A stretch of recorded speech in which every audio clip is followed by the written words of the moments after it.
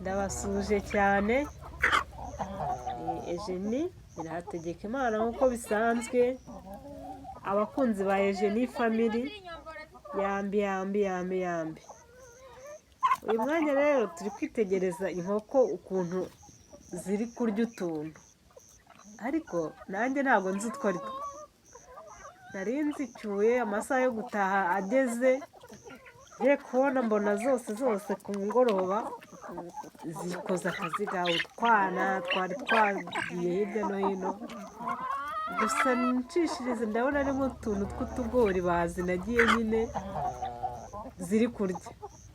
Nuko nyine kwa kundi ziba zishimishije, iyo ziri kurya ziba ari zinasekeje, usanga buri yose yikunze, indi yegereye, iyidoma, iyigizayo, buri yose iba ishaka kugira ngo abe ari irya yonyine.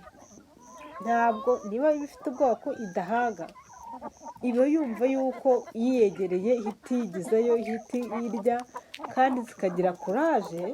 Buriya zigira kuraje cyane ku buryo iyo zibonye akantu ko kurya zose zihita zigira hino zigashaka kugira ngo buri yose ikore. Nubwo aba ari amatungo, ariko haba harimo icyigisho gikomeye. Ni ukuvuga ngo tuhabonera kwikunda gukomeye. Natwe hari abantu umuntu wese aba yumva yuko ari we ugomba kubona ibyiza, ko mugenzi we nta kintu yamugezaho. Ibintu byose burya biba biri mu icyigisho. Urebye ukuntu inkoko zikunda nyine buri yose, n'iyo imaze gucutsa abana uba usanga nyine yabafashe nk'izindi zose. Nyine ni umwana araza ikamudoma itakiri kumugaburira, iba ishaka kugira ngo yo yonyine aba ari irya ibyo biri aho ngaho. Nyamara rero twakagombye kubyigiraho yuko kwikunda ntacyo biba bimaze.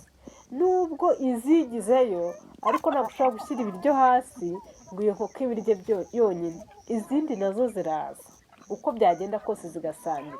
Nubwo rero wumva bagenzi bawe nta cyiza ubifuriza, udashaka no kugira icyo ubagezaho, ariko uko byagenda kose kuko Imana ariyo yaturemye twese, n'ubundi bazagira icyo bageraho nta ruhare rwawe rugiyemo. Kandi nubwo wabigizayo, uko byagenda kose bazashyira bagere mu murongo. Imana iduhe kugira ngo tujye tuzirikana bagenzi bacu mu izina rya Yesu.